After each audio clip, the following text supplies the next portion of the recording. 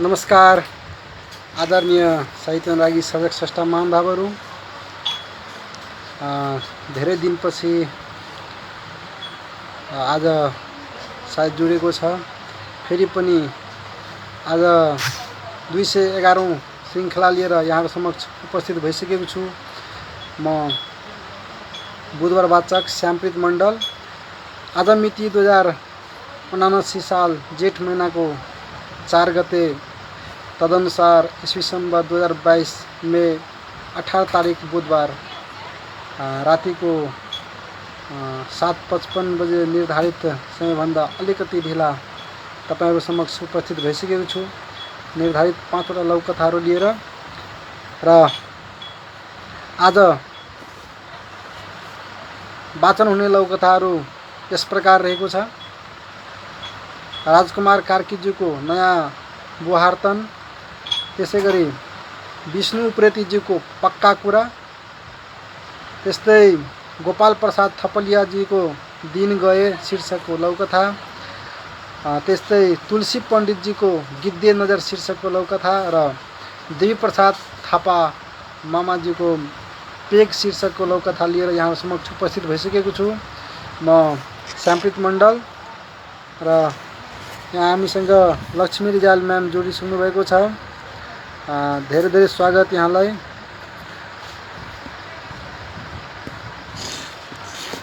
मैले यहाँ लक्ष्मी रिजाल म्यामलाई भव्य स्वागत गर्न चाहे र हाम्रो यो लघुकथा पाठ्य सर्वदिश प्रतिष्ठानको व्यवस्थापकमा आदरणीय म्याम लक्ष्मी रिजालज्यू, त्यसैगरी नन्दलाल आचार्यज्यू र मनोहर पोखरेलजी रहनु भएको छ। र यो हाम्रो दैनिक रूपमा वाचन हुने लघुकथा को श्रृङ्खलामा यहाँहरूलाई मैले स्वागत गर्न चाहे। तपाईहरु हामीसँग जोडिएर लघुकथाको रसपान गर्न सक्नुहुनेछ। र आजको पहिलो लघुकथा वाचनतर्फ जान चाहे र पहिलो लघुकथा रहेको छ नयाँ बुहार्तन शीर्षकको लघुकथा, जुन कि राजकुमार कार्कीज्यूको रचना रहेको छ। र लघुकथा यसरी अगाडि बढ्छ। हरिमाया कोठामा एक्लै भुतभुताउँदै थिइन्। आजकलका केटाकेटीहरूको के पारा हो। हाम्रो पालामा देवर भाउजू सबको मन राख्नु पर्थ्यो।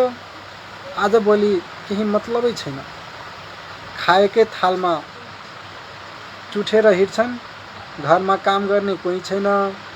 यत्रो दिन भयो माइत गएको आउनुपर्छ नि। म बुढीलाई कति हैरान छ। हैन के एक्लै फतफताएको फुपू, के भयो भन्दै रिता आइपुग्छ। झस्किँदै कस्तरी तसे, के हुनु बुहारी, माइत गएकी छे, आउँदिन, यत्रो दिन भइसक्यो। अस्ति फोनमा साफी झपाडी दिएको थिएँ, अहिले त फोन गर्नै छाडी।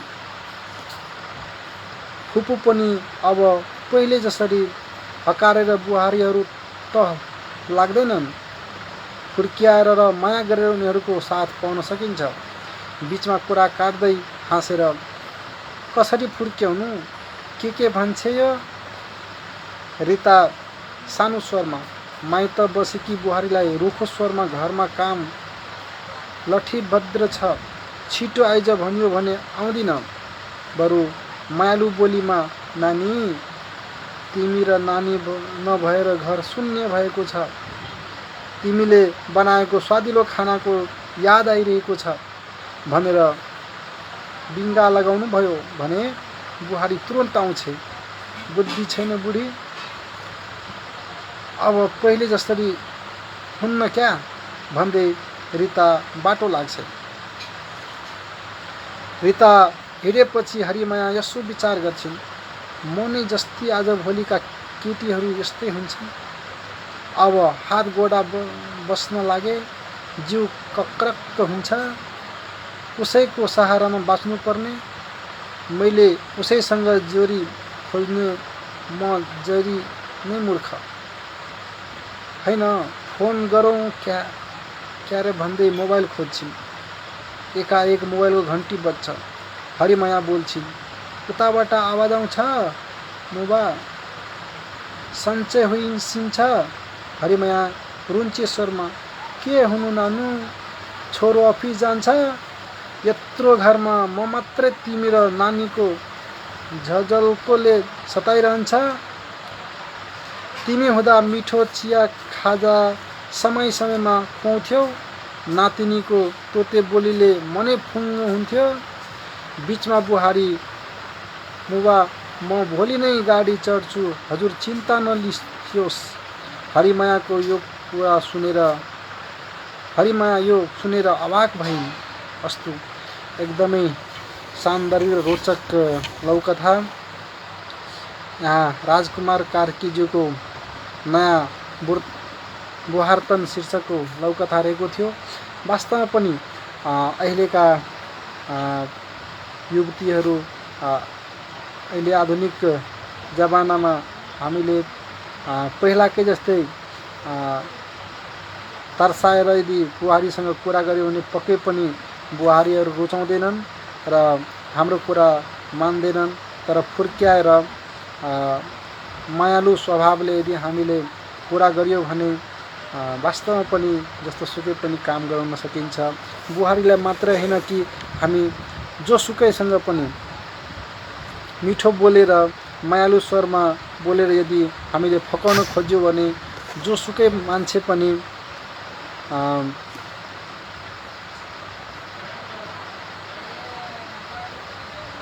जोसुकै मान्छेलाई पनि हामीले फुर्क्याएर काम लिन सक्छौँ। र यहाँ बडो राम्रो र यथार्थ कुरा आफ्नो लौकथामा हटाउनु भएको छ राजकुमार कार्कीज्यू। यहाँको यति सुन्दर र मिठो रचनाको लागि धेरै धेरै धन्यवाद। र अहिले हामीलाई प्रकाश चन्द्र यादव सरले पनि हेरिराख्नु भएको छ। प्रकाश चन्द्र यादव सरलाई धेरै धेरै स्वागत। सम्भवतः आज पहिलो पटक उहाँले हामीलाई लाइभ हेरिराख्नु भएको छ। र अहिले तपाईँहरू लौकथा पाठ्य श्रवदिश प्रतिष्ठानद्वारा दैनिक रूपमा वाचन हुँदै आइरहेको लौकथाको श्रृङ्खला सुनिराख्नु भएको छ। यहाँ अमृता नन्दले सरको लाइभ भनेर लेख्नु भएको छ।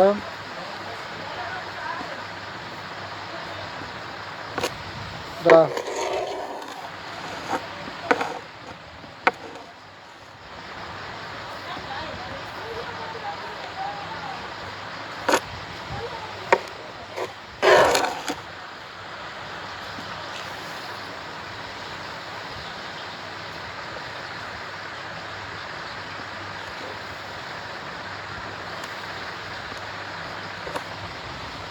अहिले तपाईँहरू लौकथा पाठ्य श्रवदिश प्रतिष्ठानको फेसबुक लाइभ पेजबाट लौकथा श्रवण गर्दै हुनुहुन्छ र हामीलाई लाइभ हेरिराख्नु भएको छ। र तपाईँहरूलाई यो लौकथा कस्तो लागिरहेको छ, लौकथामाथि टिप्पणीहरू लेख्दै गर्नुहोला। यहाँ हामीसँग सुधा देव म्याम पनि जोडिनु भएको छ। सबमा मेरो नमस्कार भनेर लेख्नु भएको छ। नमस्कार अनि धेरै धेरै स्वागत यहाँलाई। र अब भने आजको दोस्रो लौकथा पक्का कुरा शीर्षकको लौकथा वाचन गर्नतिर म जान चाहेँ, जुन कि विष्णु उप्रेतीज्यूको रचना रहेको छ। अनि यहाँ अगस्तनी राईज्यू हामीसँग जोडिनु भएको छ। अहो कति भव्य लौकथा पाठ हुँदै रहेछ भनेर लेख्नु भएको छ।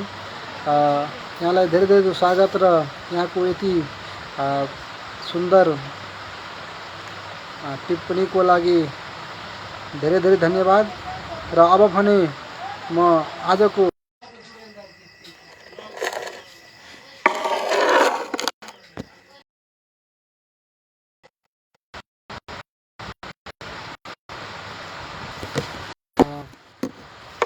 क्षमा प्रार्थी छु। यो बिचमा झ्याप्पै बिजुली गएकोले यति बिचमा कठिनाइ पर्न गएकोले त्यसको लागि धेरै धेरै एकदमै क्षमा प्रार्थी छु। र अब भने दोस्रो लौकथा वाचनतर्फ जान चाहे। आज एका बिहानै सानी छोरी निर्मलाले मोबाइलमा एउटा फोटो देखाउँदै मलाई सोधी, बाबा यिनीहरू दुईजना को हुन्? छोरीको हातबाट मोबाइल समातेर हेर्दै मैले भने, ए यी सेतादारी भएका पहिलो कपडा लगाउने चाहिँ हाम्रोदेखि दक्षिणतिरका ठुला बस्तीका ठुलदाई हुन्, अनि यी कालो टोपी लाउने चाहिँ हाम्रो गाउँका मुखिया बा हुन्। उनीहरू हिजो एउटा धार्मिक कार्यक्रममा भेट भएका थिए। मेरो कुरा सुनेर मजाले हाँस्दै छोरीले भने, ए अब त पक्का कुरा बुझे बाबा। मैले, के बुझ्यो छोरी तिमीले त्यस्तो पक्का कुरा? अनि त यसरी ठुला ठुला बस्तीका ठुल दाजुहरूसँग हाम्रो मुखिया बाको भेट हुँदा यी यसरी नै हाम्रा बा हाई हाई गर्दै उङ्दै निदाउँदै गर्दा रहेछन् र पो उनीहरूलाई हाम्रा जल जङ्गल जमिन जडीबुटी सहजै आफ्नो तर्फ सार्न र हक जमाउन सजिलो हुँदो रहेछ नि, होइन बा? किन हाम्रा बाले यसो गरेका? लाजले कि डरले?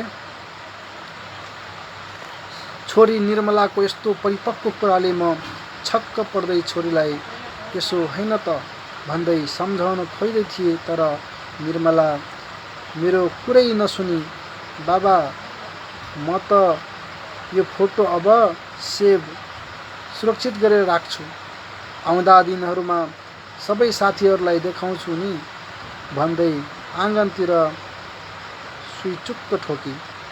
मैले उसलाई केही भन्नै पाइनँ, बरु म आफै भने लाजले भुटुक्क भएँ। यति सेनानगर भक्तपुरबाट उहाँले यो रचना हामीलाई पठाउनु भएको छ। विष्णु उप्रेतीज्यूले पक्का कुरा शीर्षकको रचना र एकदमै सान्दर्भिक रचना रहेको छ। वास्तवमा पनि हाम्रो समाजमा धेरैजना मानिसहरू ठुला बडाको डरले अथवा लाजले पनि उसको अघि पछि गरिराखेका हुन्छन् र उसले गर्ने हरेक गल्तीमा साथ दिइराखेका हुन्छन्। ठुला बडा हुन्, उसको डरले उसले गल्ती गर्दैमा पनि रोकटोक गर्दैनन्। र यही कुरा यहाँ एउटा बाल पात्र मार्फत विष्णु उप्रेतीज्यूले बरु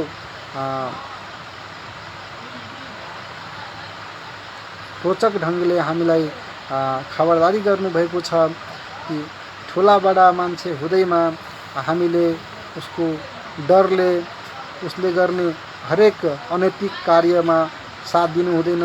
यदि हामी कसैसँग डुल्छौँ भने डुल्नु खराब कुरा पक्कै पनि होइन, तर गलत मनसाय भएका व्यक्तिहरू, गलत कार्यमा संलग्न व्यक्तिहरूलाई भने हामीले समय समयमा खबरदारी गर्नै पर्छ, उनीहरूसँग डराउनु हुँदैन भन्ने सन्देश यो लौकथाले दिन खोजेको छ। र अब भने म आजको तेस्रो लौकथा, जुन कि दिन गए शीर्षकको लौकथा रहेको छ, गोपाल प्रसाद थपलियाजीको रचना। र उहाँको यो रचना यसरी अगाडि बढ्छ। करवीर र उसको ग्याङलाई पालिका प्रमुख नरेन्द्रले आफूले चुनाव जित्न पहिलाको रकम भन्दा डबल दिएछन्। गाँठे करवीरहरूले गरे जस्तै गरेको भए बुद्ध दाई यसपालिको चुनावमा धेरै रकम कमाउने रहेछ नि। हामीले पनि, धर्मदत्तले बुद्धलाई भने, साइनु र सप्रनु चुप लागि बस्नु, म यस्तो काम गर्ने मान्छे होइन भन्ने कुरा थाहा छैन तिमीलाई? बुद्धले भने, साइनु र सप्रनु चुप लागि बस्नु, म यस्तो काम गर्ने मान्छे होइन भन्ने कुरा थाहा छैन तिमीलाई? बुद्धले भने, बुद्ध दाई हाम्रा गाउँका 70% रकम लिएर भोट दिएछन्। धर्मदत्तले भने, धर्मदत्त र बुद्ध चिया खाएर चिया पसलमा कुरा गर्दा गर्दै केही परबाट जिन्दाबाद भन्दै अबीर यात्रा सहितको एक जुलुस अगाडि बढिरहेको देखियो।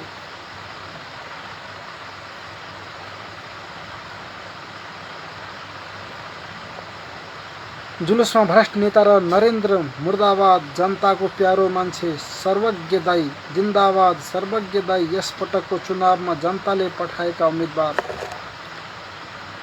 यसैसँगै अर्को एउटा जुलुस नरेन्द्रे मुर्दाबाद भन्दै पहिलेको पालिका प्रमुख नरेन्द्र करवीर सहित 10 जनालाई डोरीले बाँधे कालो मोसो दलेर विजय जुलुस भइरहेको ठाउँ केही परबाट अगाडि बढिरहेको थियो।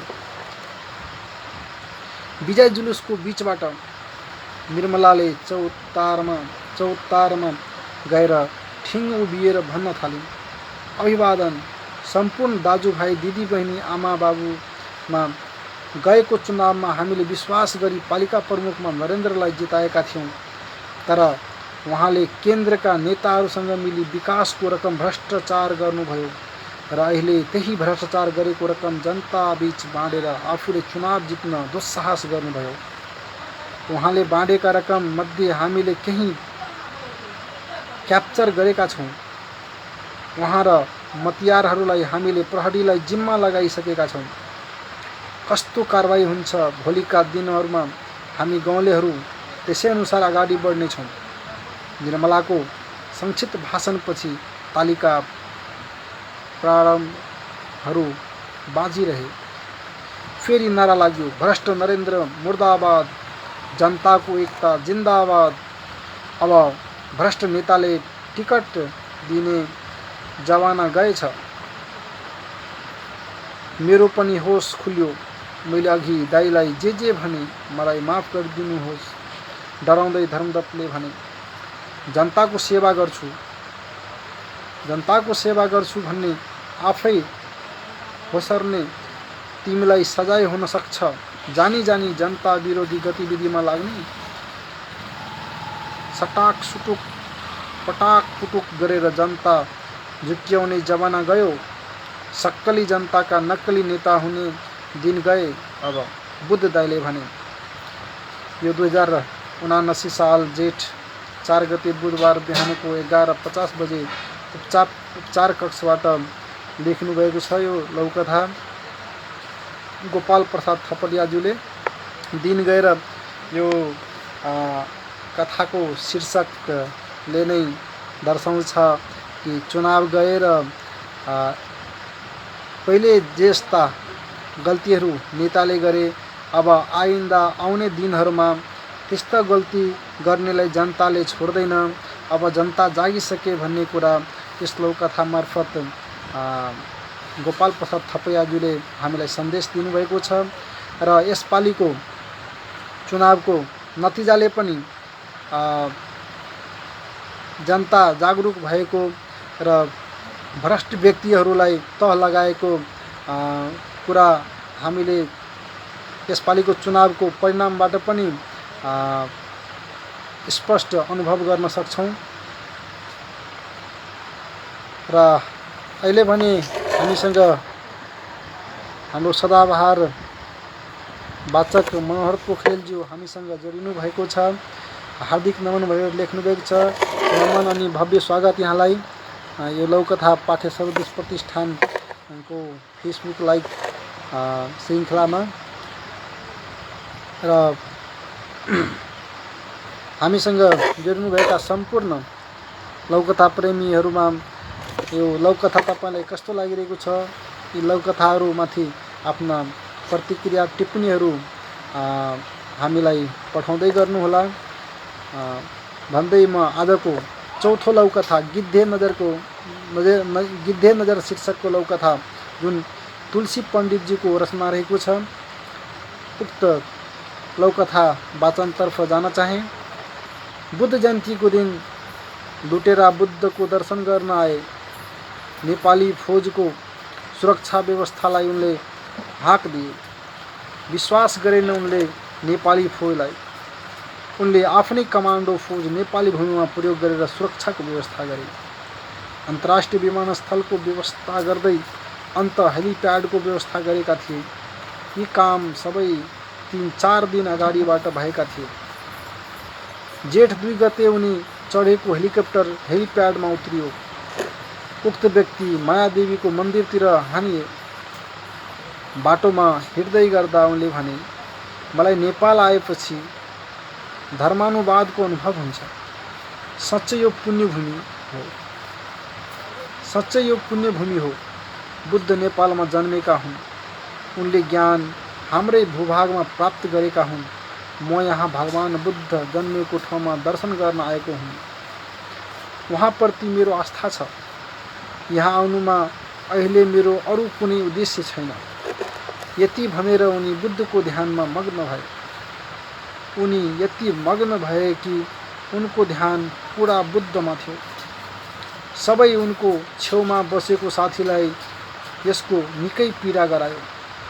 उनी कहिले सँगैको साथीलाई हेर्थे, कहिले दायाँ बायाँ मुन्टो फर्काउँथे, कहिले हात बाँधेर बस्थे।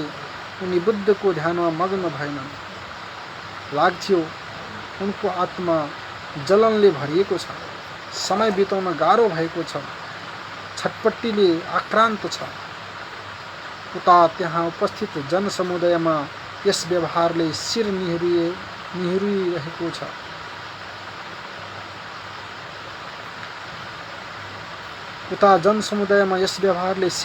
निहुरिरहेको छ। उनीहरूमा उकुस मुकुस पैदा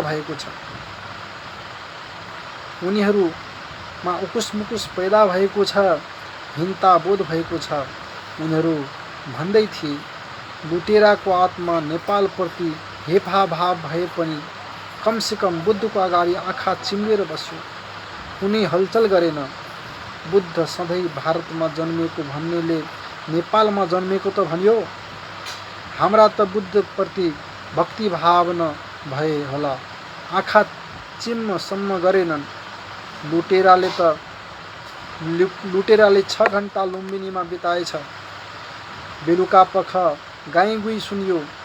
ऊ त नेपालको जलस्रोतमा गिद्धे नजर लगाउँदै जलस्रोतमा विभिन्न सम्झौता गरेर गयो। अरे यो चौथो लौकथा गिद्धे नजर शीर्षकको लौकथा देवी प्रसाद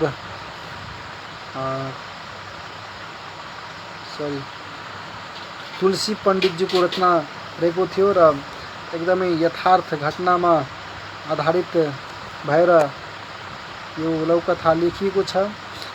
यहाँ नेपालमाथि जुन गिद्धे नजर राखिएको छ त्यस्ता व्यक्तिको पर्दाफास गर्न खोजिएको छ यस लौकथा मार्फत। र यहाँ नेपालको जुन प्राकृतिक सम्पदाहरू छन् त्यसमाथि जुन व्यक्तिहरूले गिद्धे नजर लगाएका छन् त्यस्ता व्यक्तिहरूको पर्दाफास गर्न यो लौकथा तत्पर रहेको छ र पर्दाफास हुन जरुरी पनि छ। हामीसँग अहिले राजकुमार कार्कीज्यू पनि जोडिनु भएको छ। नमस्कार सबैमा भनेर लेख्नुभएको छ। यहाँलाई भव्य स्वागत छ अनि धेरै धेरै धन्यवाद। तपाईको सुन्दर रचना जुन हामीलाई पठाउनु भएको थियो हजुरको एकदमै सुन्दर र यथार्थ घटनामा आधारित रहेको नयाँ बुहार्तन लौकथा हामीले वाचन सकेका छौँ र अब भने आजको अन्तिम लौकथा पेग शीर्षकको लौकथा जुन कि देवी प्रसाद थपलियाज्यूको रचना रहेको छ। उहाँ मणिपुर भारतबाट हुनुहुन्छ र पेग शीर्षकको लौकथा वाचन पूर्व यहाँ हामी राजकुमार कार्कीज्यूले आहा कथा तत्तातो विषय भनेर लेख्नुभएको छ। वास्तवमा पनि कथाहरू एकदमै सान्दर्भिक समसामयिक र तितो सत्य बोकेको लौकथाहरू हामीले प्राप्त गरेका छौँ र सबै लौकथाहरू एकमाथि एक रहेका छन् र यो पेग शीर्षकको लौकथा एकदमै छोटो र मिठो रहेको छ। उसले अकुत सम्पत्ति कमायो, अन्याय र अत्याचार गर्न थाल्यो।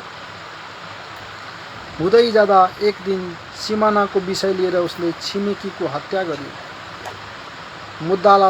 मुद्दा अदालत गयो। वकिलले सम्पूर्ण घटना सुने, साक्षीहरूलाई भेटे, सत्य हार्ने तय भयो। फैसलाको दिन बिहानै वकिलले साक्षीहरूलाई बजारमा एउटा कोनामा लगेर पेग लगाइदिए। अदालत पुग्दा सम्पत्ति हार्यो। एकदमै छोटो र रोचक अनि मिठो लौकथा देवी प्रसाद थापाज्यूको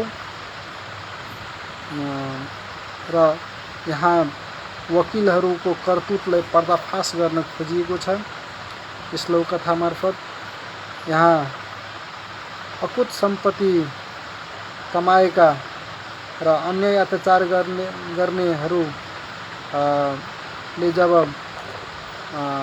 आफ्ना छिमेकीको हत्या गर्छ र त्यस्ता हत्याराहरूलाई बचाउन यहाँ लौकथामा कसरी बचाइएको छ, कसरी बचाइन्छ भन्ने कुरा यहाँ बडो सान्दर्भिक तरिकाले आफ्नो कथामा समेट्नु भएको छ। यहाँ राजकुमार कार्कीज्यूले मेरो कथा छनौटमा पारेकोमा हार्दिक आभार सर भनेर लेख्नु भएको छ।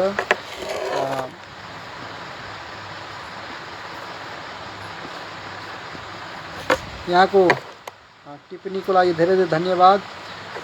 र हामीले यहाँ 5 वटै लौकथा वाचन सकेका छौँ। आज वाचन भएका लौकथाहरू फेरि पनि लौकथा र लौकथाकारका नामहरू म दोहोऱ्याउन चाहे। राजकुमार कार्कीज्यूको नयाँ बुहार्तन शीर्षकको लौकथा पहिलो लौकथा रहेको थियो भने दोस्रो लौकथा विष्णु उप्रेतीज्यूको पक्का कुरा शीर्षकको लौकथा रहेको थियो। त्यसै गरी गोपाल प्रसाद थपलियाजीको दिन गए शीर्षकको लौकथा अनि तुलसी पण्डितजीको गिद्धे नजर शीर्षकको लौकथा र देवी प्रसाद थापाज्यूको पेग शीर्षकको लौकथा मैले वाचन सकेर यहाँहरूले लौकथा पाठ्यश्रम दृश्य प्रतिष्ठानको फेसबुक लाइभ पेजमा दैनिक रूपमा सञ्चालन हुँदै आइरहेको यो लौकथा वाचन श्रृङ्खलामा तपाईँहरूले समय दिएर आफ्नो अमूल्य समय दिएर हामीलाई सुनिदिनु भयो, त्यसको लागि धेरै धेरै धन्यवाद। र आगामी बुधबार पनि आउने नै छु भन्ने बाचाका साथ म यहाँहरूबाट ओझेल हुन चाहे। यहाँहरूले आफ्नो अमूल्य समय दिएर हामीलाई सुनिदिनु भयो, त्यसको लागि फेरि पनि भित्री मुटुदेखि धन्यवाद दिन चाहे। र आगामी बुधबार फेरि हाम्रो भेट हुने नै छ भन्ने कुरा राख्दै म यहाँहरूबाट ओझेल हुन चाहे। नमस्कार, शुभरात्रि, जय नेपाल।